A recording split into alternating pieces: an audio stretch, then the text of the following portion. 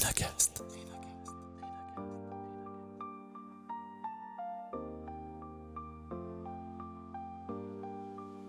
Dès que j'avais une difficulté, je pleurais. Je me braquais, j'avais un stress mécanique et ce qui fait que je perdais tous mes moyens.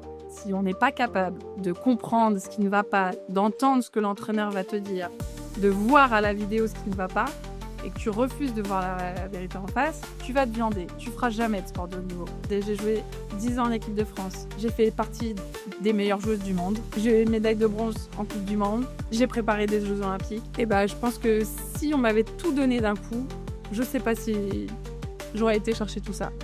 Et si un simple déclic pouvait changer toute votre vie? Bienvenue sur Renacast, le podcast qui explore ce moment clé où tout bascule, où l'envie de créer prend le dessus sur la peur de l'inconnu. Ici, des entrepreneurs, des audacieux, des visionnaires partagent avec vous leur histoire, leurs doutes, leurs succès, et surtout ce qui les a poussés à tout quitter pour entreprendre.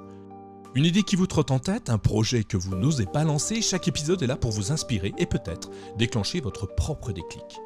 Abonnez-vous dès maintenant sur votre application de podcast préférée et embarquez avec nous dans l'aventure. Imaginez, vous avez 20 ans. Vous n'avez jamais touché un ballon ovale de votre vie. Pour beaucoup, c'est déjà trop tard pour l'élite. Mais pour mon invité du jour, c'est juste le début du chrono. Lénaïque Corson, elle, ne se contente plus de gagner des matchs. Elle forme la prochaine génération de femmes fortes et pousse les entreprises à changer de terrain pour sauver la planète. Elle est la définition même de l'impact player. Bonjour Lénaïque et bienvenue dans ton épisode de Renacast. Hello Nicolas, merci pour ton invitation. Ah, je suis trop content de t'avoir au micro de Renacast. Alors, on a déjà un petit peu papoté auparavant. Je vais pas raconter tout ce qui s'est passé juste avant l'enregistrement, mais ça m'a fait sourire. Si je vais dire un truc. J'aime beaucoup. J'aime beaucoup les gens qui me préviennent de ce qu'ils font dans la vie et qui ont assez confiance en eux pour dire ok, j'ai besoin d'un peu plus de temps, autre chose comme ça. Et je sais pas si on te l'a déjà dit, mais c'est pas si fréquent que ça. Et pour moi, c'est une qualité énorme d'avoir des personnes qui ont conscience que ça peut générer des choses, des problématiques ou des frustrations, des peurs, des craintes. Et tu m'as envoyé un petit message juste avant l'enregistrement et je l'ai trouvé génial. Et du coup, je suis encore plus content d'enregistrer avec toi. Moi aussi, je suis contente de partager un petit peu mon histoire et si ça peut en inspirer d'autres, c'est aussi le but. Je crois quand on écoute un podcast, c'est aller s'inspirer là où d'idées nouvelles, de personnalités, de personnes qui sont pas forcément dans notre secteur d'activité. Et j'ai pris en fait beaucoup de plaisir à écouter ton podcast et c'est ce qui m'a poussée aussi à y participer. Donc j'espère qu'à mon tour, je serai dans la transmission un petit peu de mes anecdotes, de mon parcours de vie. Ah oui, il y a de quoi faire, hein. Je regarde, Ouais. j'ai analysé ton parcours de bout en bout, de tes plus jeunes années à aujourd'hui. Il y a tellement à dire qu'on n'aurait jamais assez d'un épisode de podcast pour parler de tout ce que tu as fait. Comme pour tous mes invités, évidemment, je fouille les bas-fonds d'Internet, je trouve des trucs que personne ne voudrait contre. Un peu un détective privé pour le podcast, tu vois. Un peu, ouais. Ça fait kiffer. Mais ça m'amuse beaucoup et évidemment, je me sers pas de tout, hein. Il y a des choses qui parfois, alors pas pour toi, j'ai rien trouvé, mais pour certains, un peu compromettant. Alors du coup, voilà, moi j'ai cherché, j'ai trouvé plein d'informations, ça m'a fait briller les yeux. Ton univers n'est pas forcément celui que moi j'apprécie particulièrement. Enfin, pas apprécier, j'ai aucune. Mais moi, le sport, Tout le comment monde dire? aime le sport. Au moins le regarder, peut-être pas en faire, mais le Ouais, moi regarder. j'ai fait du. Ah, toi, je suis un garçon, donc les garçons, ça fait du foot. Donc j'ai fait du foot pendant très très longtemps, mais j'ai pas éprouvé plus de plaisir que ça finalement. Sur le recul, ça n'est pas quelque chose qui m'a plu. Alors moi, j'ai regardé toute ta vie. Je sais tout de toi, enfin tout ce qui est visible sur Internet en tout cas. Et donc j'ai l'impression de te connaître, mais nos auditeurs peut-être pas encore. Alors est-ce que tu pourrais te présenter? Alors je m'appelle Léna Hig, un nom qui sonne vraiment la Bretagne et pour le coup, je suis une vraie Bretonne des Côtes d'Armor, donc c'est la Bretagne Nord. Hem, j'ai grandi à la campagne. J'ai été une petite fille qui était, très timide quand elle était plus jeune, en difficulté à l'école, qui a subi aussi de l'harcèlement, scolaire. Bref, l'école, c'était un peu un enfer pour moi et très vite, ma mère m'inscrit, dans un club, de sport qui est, un club, d'athlétisme en l'occurrence et là, la vie change pour moi. Pour la première fois, heu, on me montrant bien, je suis valorisée, je suis encouragée, heu, on «m'aime» entre guillemets, pour mes résultats peut-être aussi, mais ça a vraiment été un déclencheur le sport, dans, ma manière de vivre, ma manière d'être, et surtout mon bien-être et donc aujourd'hui, je me définirais comme une amoureuse du sport, qui aujourd'hui a envie de le transmettre à toutes les jeunes filles, à toutes les femmes qui se posent des questions, qui manquent de confiance en elles. Hem et le sport, c'est un super outil justement pour aller chercher, des outils, des clés, pour être bien dans sa tête et dans son corps. Ouais, effectivement. Ou alors, première chose qui me vient en tête, alors je dis souvent ce qui me passe par la tête, j'ai des flashs, des images, c'est c'est une problématique dans la vie de tous les jours, mais je m'en sers. Première chose qui me vient en tête, c'est, est-ce qu'on pourrait dire que le sport t'a un peu sauvé la vie finalement? Ouais, ouais, clairement. Clairement, je te dis, je suis à l'école, je passe mon bac, en 3e, mon bac, mon brevet, j'étais Tu pas, très précoce, hein, quand surdouée. Je passe mon brevet et je suis toute seule. Je suis toute seule, toute ma classe est un peu, pas liguée contre moi, mais me mettent de côté, me rejettent, m'excluent et je traîne avec des gens qui ont, 4 ans de 4 ans de moins que moi, qui sont en 6e et sincèrement, c'est dur. C'est très dur de vivre, un petit peu en dehors, de la normalité, on va dire, et pourtant, j'ai pas l'impression à cette époque-là d'être si différente des autres, mais c'est un âge où on peut être cruel au collège, et exclure quelqu'un, pour X ou Y raison. En l'occurrence, la raison qui a fait que j'étais exclue, c'est que ma mère était prof de PS, a sévi un peu une fille qui est de ma classe, et elle a ligué tout le monde contre moi, heu et ça a été dur. Ça a été hyper dur, ça a été violent. Et heureusement qu'il y avait le sport, dans ma vie. Donc oui, heureusement que le sport, était là, et oui, il m'a sauvé la vie parce que je me suis rendu compte que j'avais quand même de la valeur, que, que ça me faisait du bien, que j'avais aussi des amis en dehors du collège. Et c'est pareil quand j'étais plus jeune, à l'âge de 6 ans, je suis exclue là encore isolée on va dire par mon institutrice de l'époque. Qui me voit pleurer en classe comme une madeleine.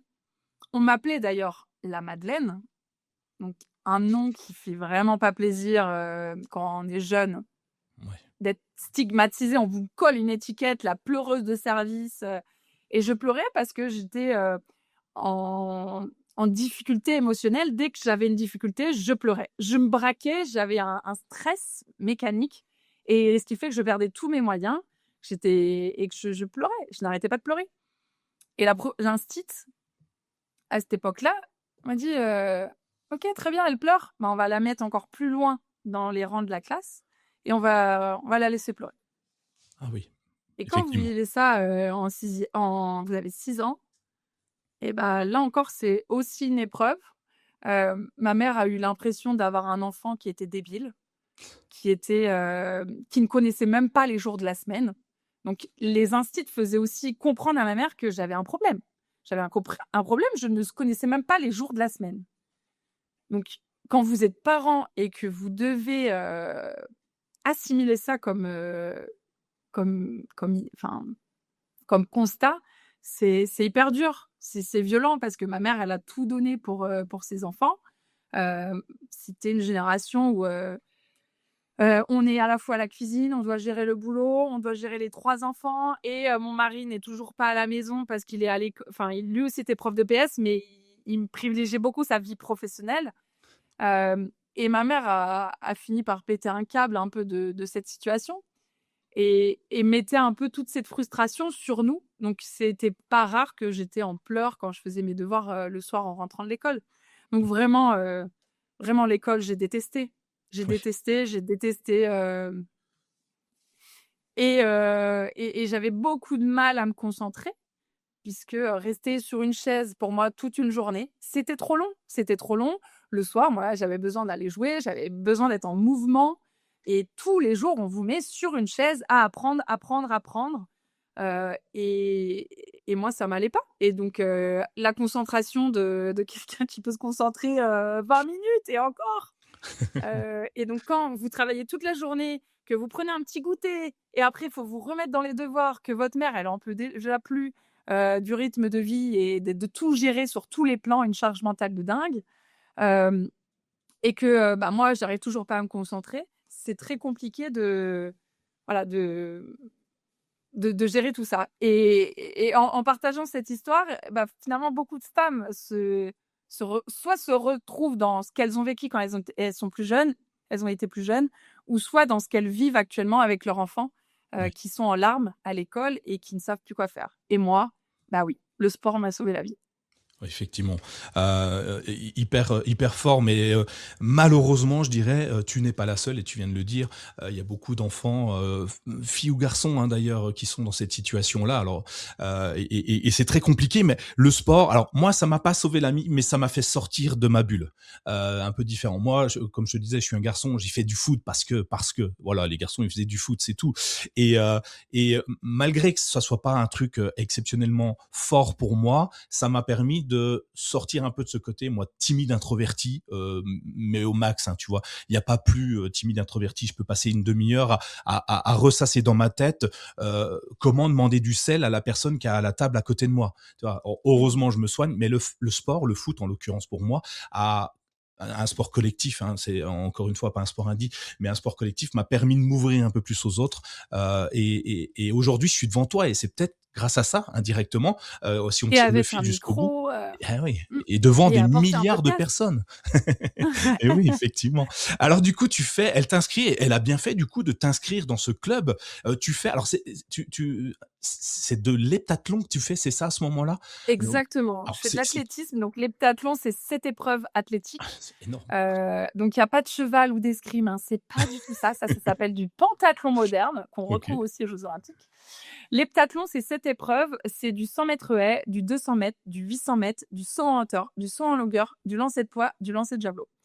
Voilà, j'ai rien oublié. C'est Et énorme. tout ça forme une seule discipline qui est l'heptathlon et j'ai adoré en faire pendant plus de 14 ans, de mes 6 ans jusqu'à mes 20 ans. Ouais, et ça t'a appris quoi? Parce qu'en fait, bon, t'as de la course, donc de l'endurance, t'as de l'explosivité avec Parce que ouais, ouais, le saut de haie, t'as de la détente, pareil, pour, bah, il faut bien sauter au-dessus, le saut en longueur, saut en hauteur, les choses comme ça. Le lancer, la puissance, enfin, il te faut des épaules de malade pour ça. Il faut, enfin, je n'y connais rien, tu vois? Hein, j'utilise peut-être même pas les bons termes. si, si, ouais, tu dit des mots très clés, en fait. Il te faut de l'explosivité, il te faut de la puissance, il te faut de l'endurance parce que le 800 mètres, effectivement, c'est 2 tours de terrain, ils sont costauds. Ouais. Hem et tout ça fait que, bah, on est une athlète qui est très complète parce qu'on te demande ou on sollicite en tout cas des muscles et des compétences, différentes d'une discipline à une autre et c'est ce qui a fait, on va dire le parallèle très rapidement, entre enfin en tout cas le transfert vers ma deuxième discipline de cœur, qui est le rugby, Ouais. assez facilement finalement. Alors, par contre, l'heptathlon, c'est un sport individuel. Tu te bats pour toi, tu échoues pour toi. T'as pas toute une équipe avec toi, contrairement au rugby où 15 ou 7, bah, s'il y en a 15, ça veut dire qu'il y en a 14 derrière toi. S'il y en a 7, il y en a 6 derrière toi. Et si toi, tu échoues dans un poste collectif, tu fais échouer le collectif, justement, alors que si tu échoues toute seule, bon, c'est moins grave, ça ne touche que toi, mais ça reste embêtant. Du coup, comment on change de sport? Parce que moi, je l'ai dit, j'ai fait du foot parce que justement collectif, j'étais noyé dans la masse. Du coup, tu vois, en plus j'étais gardien, tu vois, le poste que personne ne veut, et j'étais noyé dans la masse et ça m'allait très bien. Tous les yeux n'étaient pas braqués sur moi. Les platons, ben en fait, quand tu fais tes tours de piste, tu les fais toute seule. Et j'imagine très bien les commentateurs expliquer que tu es à la ramasse derrière en train de courir doucement ou et arriver à te critiquer. J'ai du mal avec à te critiquer et à faire des plans sur ta façon de faire, de t'entraîner. Et toi, tu arrives à prendre cette pression-là, individuelle ou collective d'ailleurs, tu arrives à l'emmagasiner, à la traiter, et puis peut-être à t'en servir comme un marchepied pour aller encore plus loin. Ouais, c'est pas me critiquer, c'est d'analyser ma performance, ce qui est différent Exact. et hem et surtout être en capacité de se remettre en question et ça, chez un sportif, c'est clé. Si on n'est pas capable de comprendre ce qui ne va pas, d'entendre ce que l'entraîneur va te dire, de voir à la vidéo ce qui ne va pas et que tu refuses de voir la vérité en face, tu vas te viander. Tu feras jamais de sport de haut niveau. Par contre, si on te dit, bah là, tu vois, ton geste, il n'est pas le bon, tu fais toujours ça, ta main, tu la mets trop en bas, bah oui, là, si on est en capacité d'écouter, de laisser son ego aussi de côté, Mmh. et se dire, OK, je suis dans une optique, je veux être la meilleure version de moi-même, la meilleure version qu'hier j'étais. Bah là, c'est là où on va progresser, c'est là où on va passer des steps, c'est là où on va viser du très haut niveau. Hem et effectivement, ça fait le parallèle avec ce que j'ai vécu, dans le rugby, que j'ai découvert sur le tard et je partais pas de zéro parce que l'athlé justement m'a appris à me remettre en question, à m'adapter, à me faire mal, hein, parce que c'est Ouais. très compliqué. Enfin, vous êtes, en plein hiver, il faut faire des tours, des séries de 8 fois, 250 mètres, et vous allez en faire, plusieurs séries et vous allez enchaîner et vous vous battez tout seul dans votre couloir et on va vous dire: «Allez, temps au chrono, il faut faire mieux la prochaine série». Donc, c'est beaucoup de répétitions.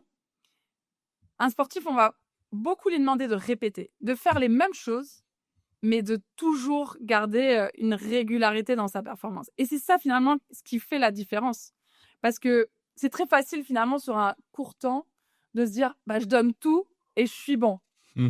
Mais un sportif, on va jamais vous demander d'être bon que sur un mois de l'année. On va vous demander d'être bon tout le long de l'année et le niveau de performance que vous avez à un certain moment, bah, vous pouvez pas vous relâcher. Vous allez grappiller des petits objectifs par petits objectifs et ce qu'il y a de très fort, dans le sport de haut niveau, c'est cette capacité d'aller viser le haut de la montagne, l'Everest.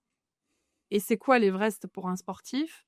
C'est de viser une coupe du monde, c'est de viser la médaille d'or aux Jeux olympiques, hem et pour ça, ça paraît vertigineux quand vous le regardez la montagne de tout en bas, vous dites: «Ouh là là, ça va être long, ça va être dur. Il va y avoir des épreuves, il va y avoir des obstacles. Comment je vais passer ces obstacles les uns après les autres?» et vous pouvez pas vous dire: «OK, je vais être championne olympique demain», sans vous entraîner, sans vous fixer des plans et des objectifs intermédiaires et c'est ça qui est très fort chez le sportif, c'est que, OK, demain, enfin, je me fais un focus sur tel objectif. Par exemple, j'ai des difficultés à plaquer bas, au rugby. Donc qu'est-ce que je vais mettre en place pour plaquer bas? OK, baisser mon centre de gravité, fermer mes bras très fort, bien placer ma tête et utiliser cette pince. Évidemment, ces petits bouts d'objectifs que vous allez mettre les uns après les autres, vous allez le découper. OK, demain, je fais attention sur mon plaquage à juste mon centre de gravité. Et puis, une fois que j'aurai passé cet objectif-là, je passerai au prochain de bien plaquer ma tête et de faire tenaille avec mes bras. Et finalement, c'est comme ça que petit à petit, on devient une machine du plaquage, par exemple, et qu'après, on va viser d'autres objectifs. Et qu'à la fin, bah, votre niveau de performance, il devient haut. Et là, la montagne, le sommet de l'Everest, eh ben, il paraît beaucoup moins loin.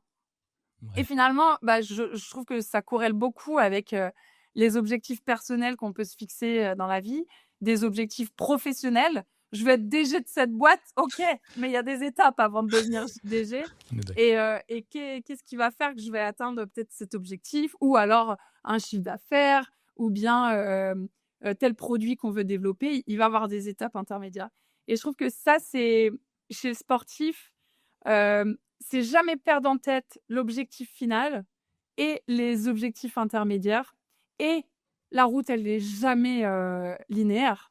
Il y a toujours des obstacles. Oui, Il c'est va ça. avoir des non-sélections. Il va avoir, et pourtant vous vous battez pour faire partie de l'équipe qui va jouer le super tournoi ou qui va faire les JO ou une coupe du monde, mais au même titre que les autres. Parce que là, vous êtes en concurrence aussi avec les autres joueuses de votre équipe. Hem, Vous allez, peut-être être blessé. Donc il faudra repartir de zéro. Donc c'est là, c'est plus je vais essayer de plaquer bas, ça va être je vais réapprendre à marcher. Puis après je vais réapprendre à courir. Je vais réapprendre à courir sans avoir de douleur et pour réapprendre à plaquer bas. Mais Ça, je pense que le parcours du sportif, il a une résilience énormissime parce qu'il n'oublie jamais l'objectif final et le garde en tête. Et évidemment que les objectifs intermédiaires, ils changent en cours de route euh, et qu'il est en capacité de s'adapter. Et Ouais. ça, c'est une compétence clé, je trouve, dans la vie, perso, pro. Mais enfin, c'est fou, tu viens de résumer, tu viens de m'expliquer ce que je t'ai dit juste avant de lancer l'enregistrement. Ce que j'ai envie de comprendre, c'est comment on passe de pro à aider les pros ou à chef d'entreprise. Et là, en quelques minutes, tu viens de m'éclairer directement le chemin. Tu m'expliques que peu importe ce que tu fais, step by step, la méthode Kaizen, quoi. C'est étape par étape, on monte les marches les unes après les autres. Et ce que tu dis super bien, ce que tout le monde devrait entendre, écouter, et peu importe ce qu'on fait dans la vie finalement, c'est ok, on a un projet global. Il faut pas le voir dans sa globalité, il faut le voir morceau par morceau et travailler ce morceau-là. Alors toi, tu te dis en termes de plaquage, mais un musicien va travailler son accord sur une guitare pendant des heures, quitte à saigner du bout des doigts. Enfin, n'importe quel métier va le geste facile, tu sais, quand on regarde un sportif, une sportive, un guitariste, n'importe quoi, on a l'impression que c'est tellement facile quand c'est eux. Mais ouais, mais ce qu'on oublie, nous, spectateurs, à ce moment-là, c'est les années, les mois, les années de travail sur ce seul geste pour qu'il paraisse hyper simple aujourd'hui. Et moi, c'est, tu vois, on est tous en capacité, je sors du truc, on est tous en capacité de réparer une voiture. C'est tellement simple. C'est des bouts de tuyaux qu'on assemble. Ouais, enfin, c'est simple quand le garagiste, il le fait. Moi, quand je démonte le truc, à la fin, il me reste des tuyaux. J'ai jamais compris pourquoi. Mais pourtant, ça a l'air tellement facile. Et non, non, ça l'est pas. En fait, c'est toute cette expertise qu'on acquiert. Alors dans le sport, c'est peut-être le mouvement, la mémoire musculaire qui travaille tout le temps, tout le temps, tout le temps, et tu peux répéter très facilement ce geste. Musculaire, mental, hein, Bien sûr. franchement, c'est ce qui est très fort aussi chez le sportif, c'est qu'on lui alors ce que les gens voient de l'extérieur, c'est un sportif, c'est que des jambes, c'est qu'un corps, c'est que des muscles. Ah oui. Il est incapable de réfléchir, le sportif. Bah, J'ai eu ça, hein, comme c'est réflexion. réputé pour Et ça. Et quand je suis surtout dans le passée rugby, non? de sportif de haut niveau qui se reconvertit en tant qu'entrepreneur, on m'a dit: «Allez, vas-y ma pépette, on attend de voir ce que tu vas faire». Il y avait Ouais. aucune, confiance dans ce que j'étais et j'avais tout à prouver et en même temps, ça m'allait très bien. Je suis une femme de défi, de challenge. J'avais envie de prouver. En fait, j'ai toujours prouvé dans ma vie. On dévie un peu du sujet, mais c'est ce qui a été mon leitmotiv. On n'a jamais cru en moi, OK. Les jours de la semaine que je connaissais pas à 6 ans, ma mère, elle m'a mis une feuille avec tous les jours de la semaine. Le lendemain matin, je lui ai dit tous les jours de la semaine et je lui ai répété. Et je voulais prouver que j'allais y arriver. Et aujourd'hui, c'est oui, de passer de sportive à entrepreneur. Mes parents ne sont pas du tout entrepreneurs. Personne quasiment dans ma famille ne l'est. Donc j'ai pas les codes, j'avais pas les codes, mais par contre, il y avait une putain de détermination et de résilience, hem, que j'ai été chercher pendant toute ma vie et que ça, je savais que ça allait être la clé aussi du succès, de la réussite et hem et la détermination, d'une sportive où rien n'a été simple dans son parcours parce qu'il y a eu de l'injustice, parce que, on a une situation, on va dire, en statut qui est très peu reconnu. Ouais. En France, il n'y a que 50 joueuses de rugby qui vivent du rugby. 50 joueuses. C'est rien. Donc demain, vous avez plus de contrat avec l'équipe de France puisque les contrats, financiers sont avec l'équipe de France.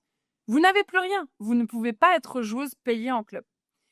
Donc c'est une situation qui est quand même hyper précaire et qui amène, justement à être, déterminée à dire: «Je veux ça, qu'est-ce que je vais mettre en place, derrière?» J'en Ouais. oublie un peu le Non, fil rouge de mais ma c'est très pensée. bien. C'est très bien.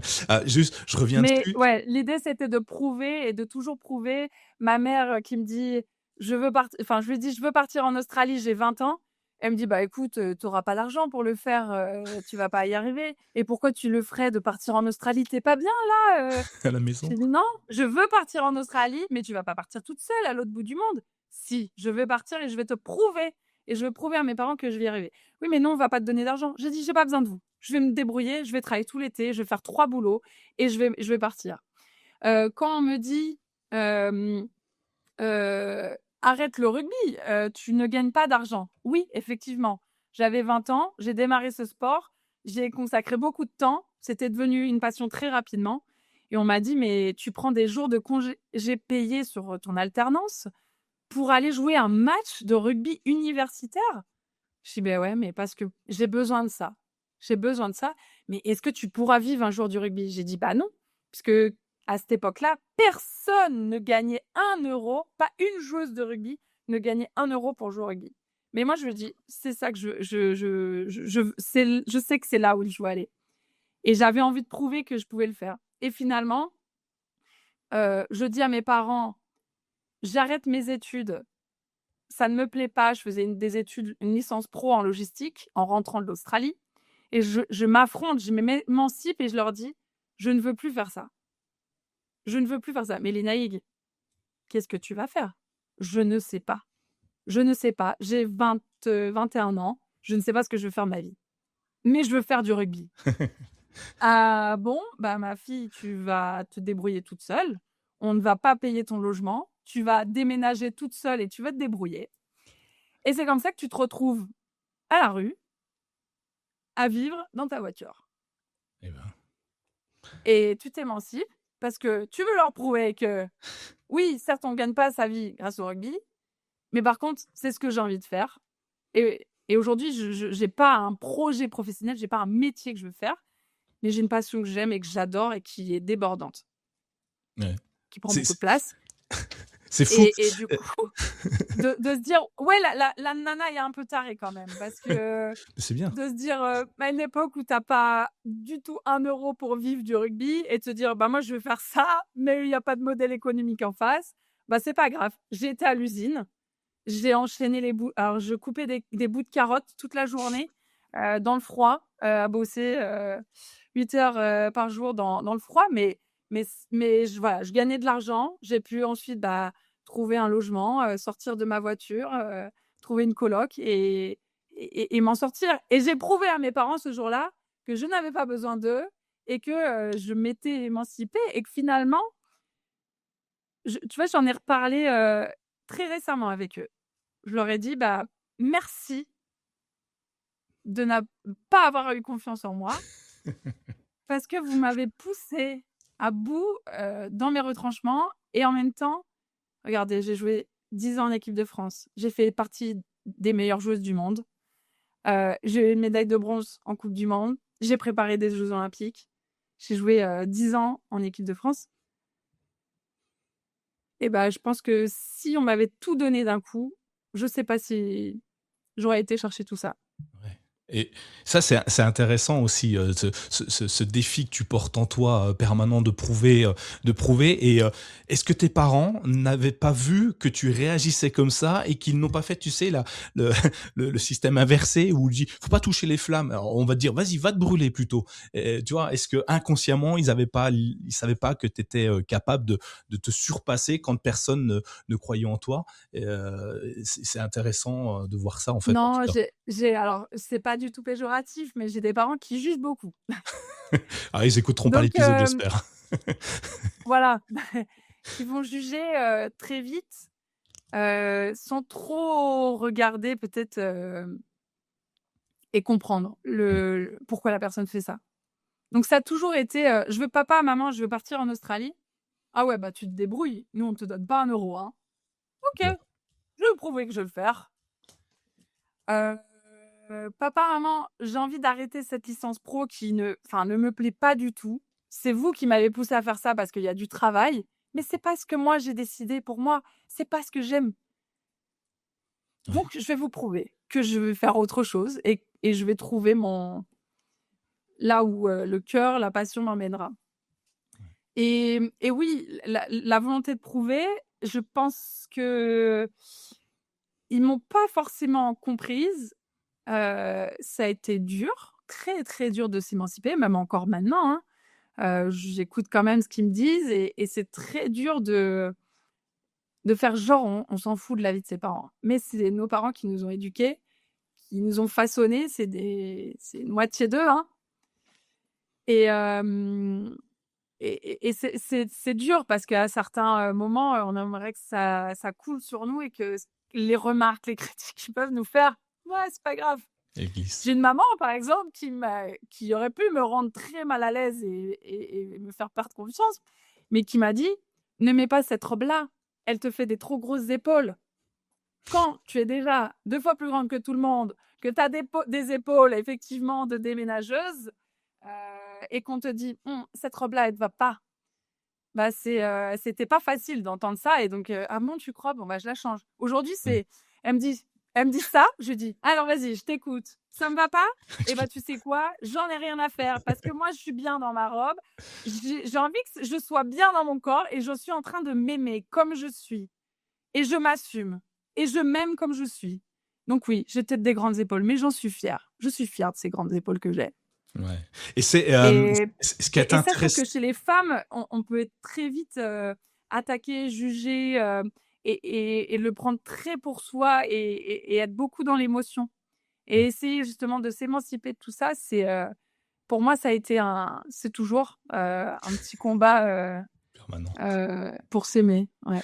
Ouais, mais ce qui est fort, c'est la puissance que tu as amenée tout au long. Alors moi, enfin, je crois que j'ai entendu dans une de tes conférences que le rugby féminin, c'est ni du rugby ni féminin. Je crois, je crois que tu commences une conférence comme ça. Je me souviens plus ce que c'était. Ouais, Et j'ai fait un ouais, ça TEDx doit être sur ça. scène où effectivement, c'est la première phrase que j'annonce parce que, tout simplement, c'est une phrase que j'ai entendue par mon président de fédération, la Fédération française de rugby, qui Parfait. sort ça il y a plus de 15 ans maintenant. Heu et je trouve que c'est bien parce qu'on s'imagine pas, en fait, le contexte dans lequel on a évolué il y a 15 ans, qui a bien changé aujourd'hui, où on voit que les filles sont reconnues, elles ont des contrats plus généreux aussi. Ça change petit à petit, même dans les conditions de travail. Avant, nous, les joueuses qu'on était il y a 15 ans, l'endroit où on s'entraîne, donc toutes les équipes de France s'entraînent à cet endroit, on n'avait pas droit d'utiliser le terrain d'honneur. Le terrain d'honneur était réservé aux garçons, Ah oui. aux joueurs du 15 de France. Nous, on avait le 4e terrain, celui qui est tout au fond, du centre national de rugby, à Marcoussis. Et donc on n'avait pas droit au terrain d'honneur. Donc ça, c'est un exemple. J'en ai un autre. Bah, déjà les salaires, nous, on avait des indemnités, donc on était payé 100 € la journée pour, jouer des compétitions, des tournois destination avec l'équipe de France, quand les garçons étaient, ouais, à plus de 15 000 et voire toutes les primes accumulées, je pense qu'à la fin, ils finissaient à 50 000 Ouais. quand ils sont déjà payés en club. Donc là, c'est sûr qu'une injustice, des inégalités salariales, mais ouf, énormissimes.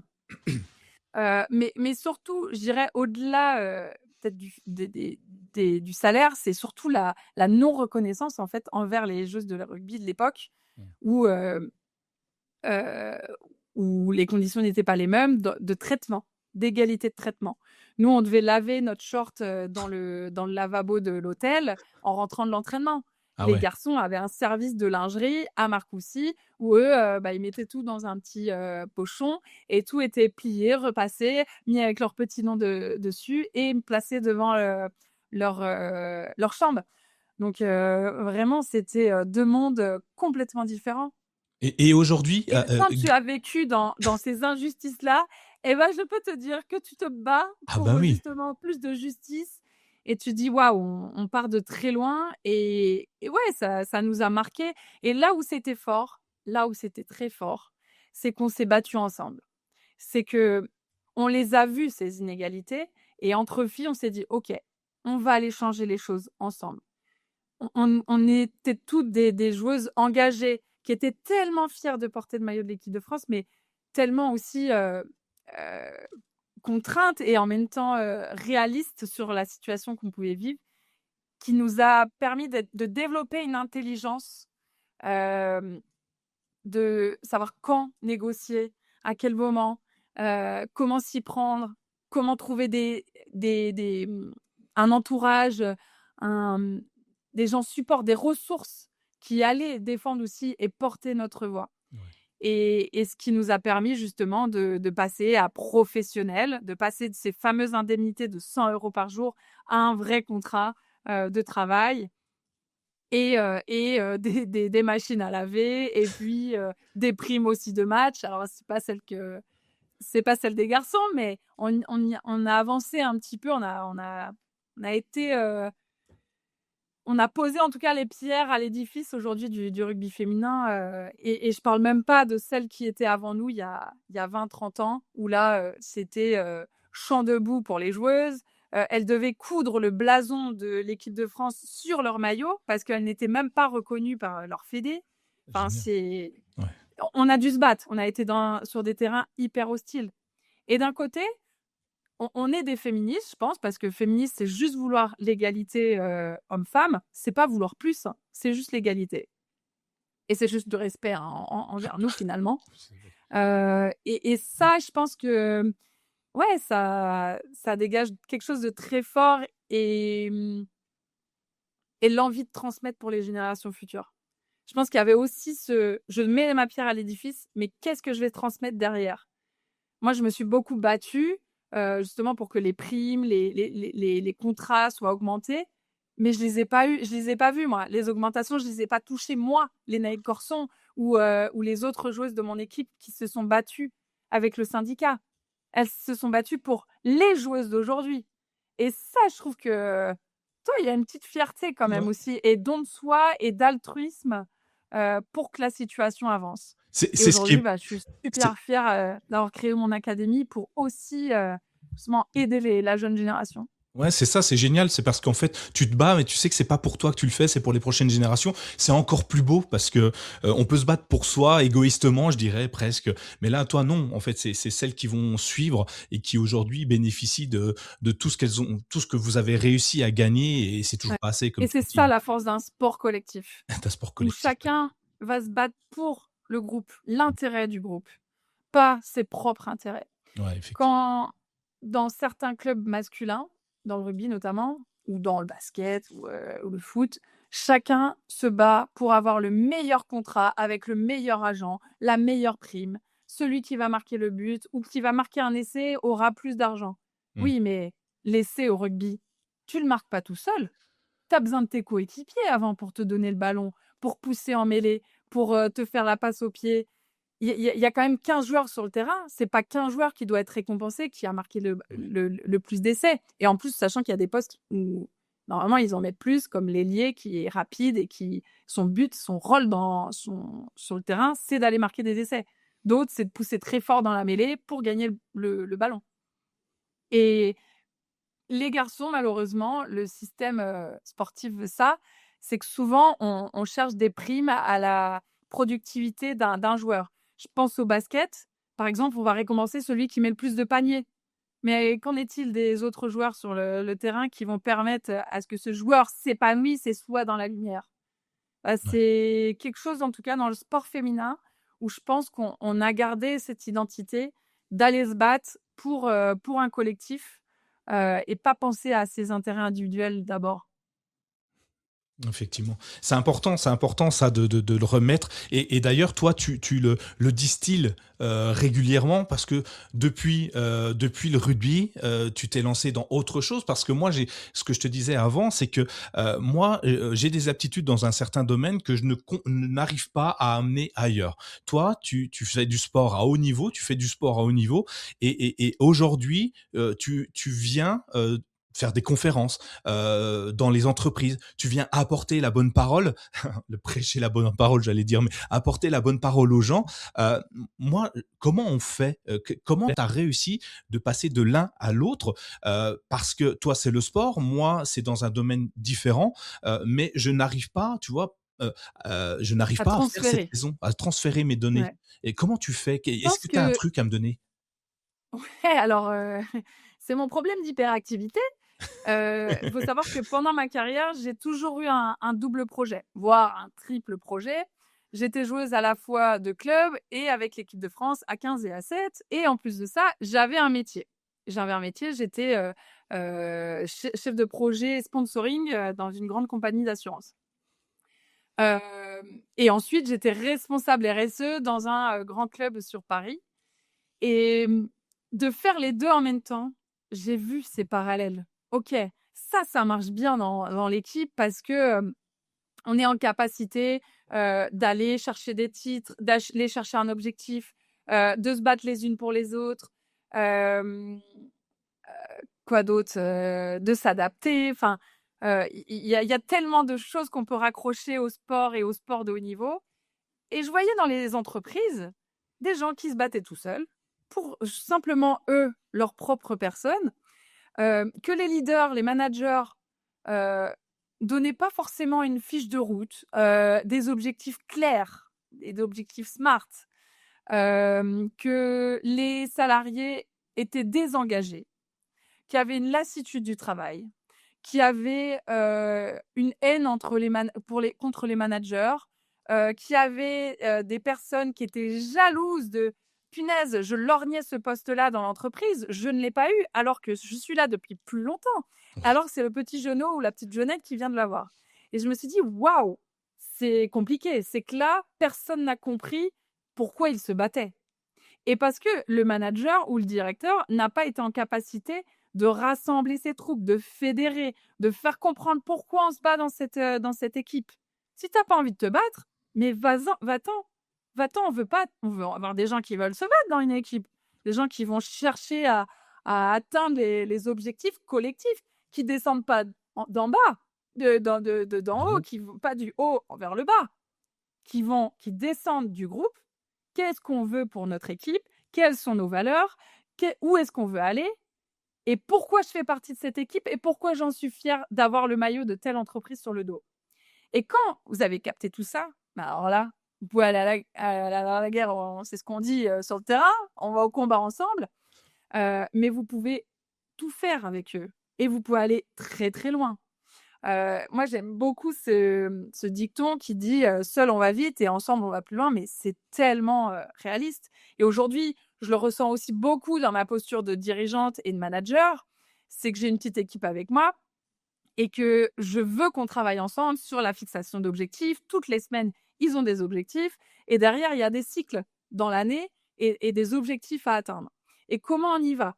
Et alors là, je peux vous dire, j'ai des jeunes, qui sont morts de faim, qui ont envie de bosser, et surtout qui sont motivés et aujourd'hui dans les entreprises et ben parfois, je pense que, il y a un réel problème de motivation et de sens et d'impact. Pourquoi je bosse?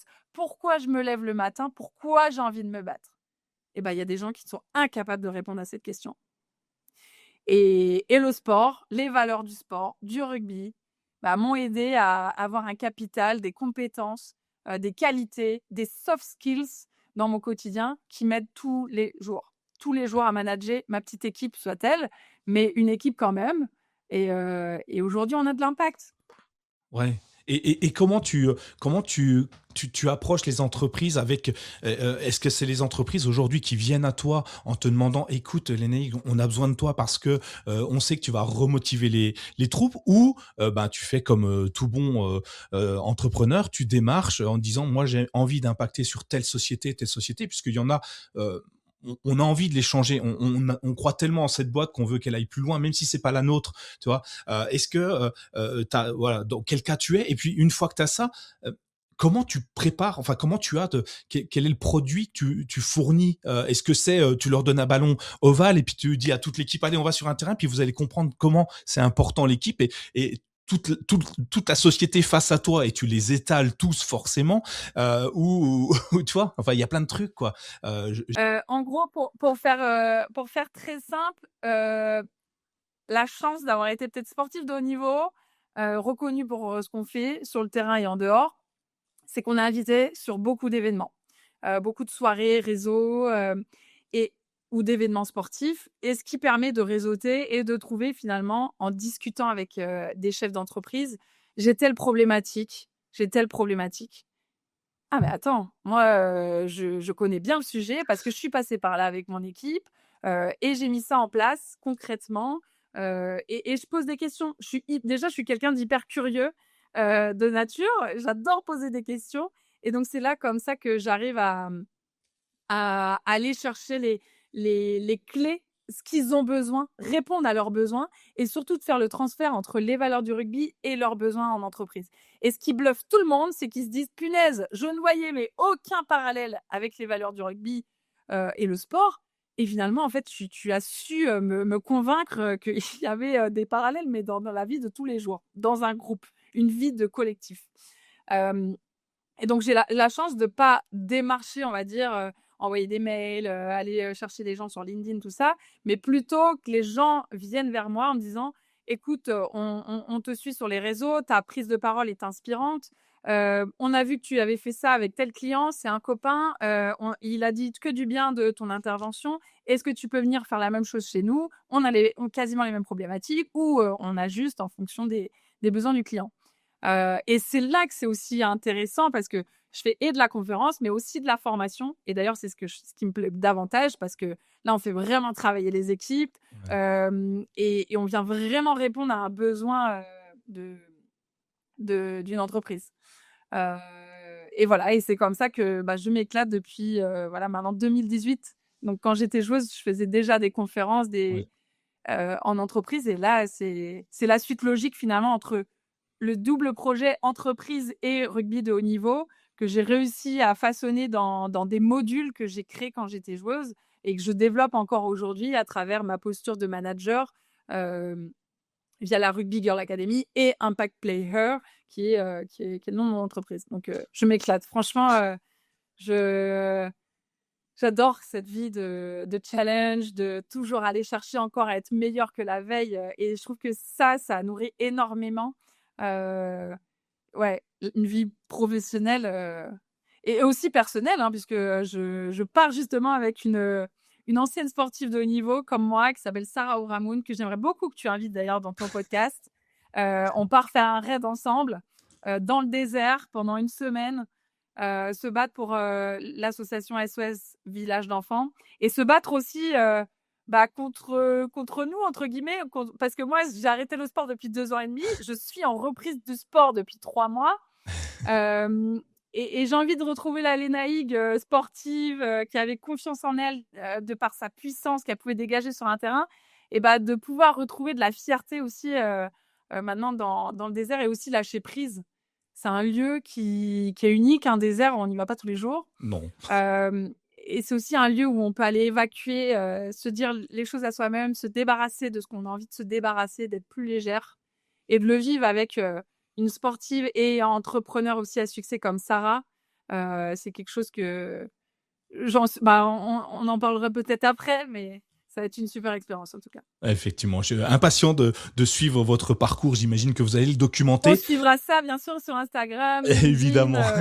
D'ailleurs, suivez-nous! belle de transition. Où est-ce que, si on a envie d'échanger avec toi, pour travailler avec toi ou simplement apprendre de tes nouvelles, où est-ce qu'on te retrouve sur Internet? Alors, j'ai un site internet, qui s'appelle Lénaïque Corson, donc pas très compliqué, ou sinon sur Instagram, je suis assez présente, lena.corson et puis aussi LinkedIn où, j'aime bien aussi partager, mes façons de voir, de faire, ouais.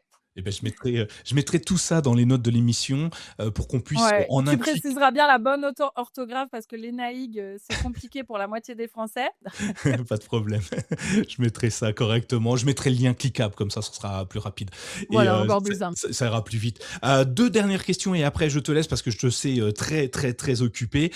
Une question, si, je sais pas, tu n'as pas abordé une seule fois le sujet, mais je pose la question à tous mes invités. Est-ce que, il y a dans ta bibliothèque, un livre que tu conseilles à tout le monde, ou une œuvre, c'est pas forcément un livre, hein, quelque chose que tu trouves inspirant, qui t'a aidé, qui t'aide encore, et que tu voudrais fournir à toute la communauté? Alors, c'est un livre un peu particulier puisque c'est un livre qu'on écrit. Oh! On me l'a offert à Noël Ah, j'adore. et c'est quelque chose qui intervient au bon moment parce que j'ai aussi, je fais tout un travail sur ma reconversion.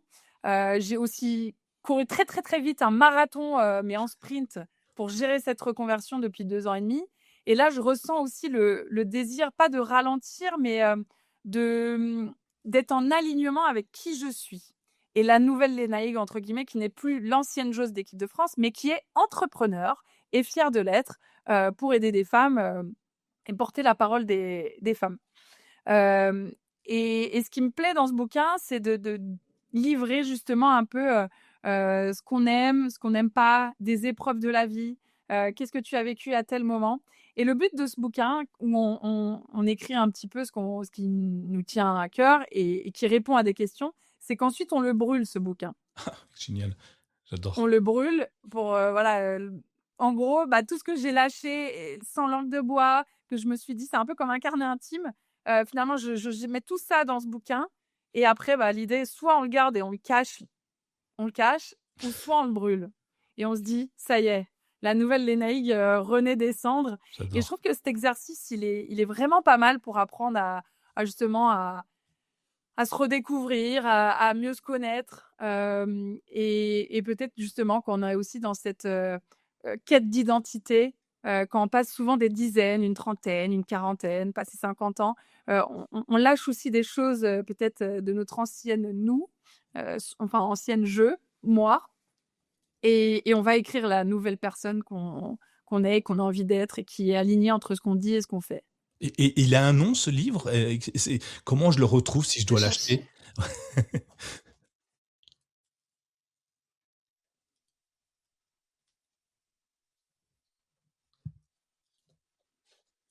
Hop là!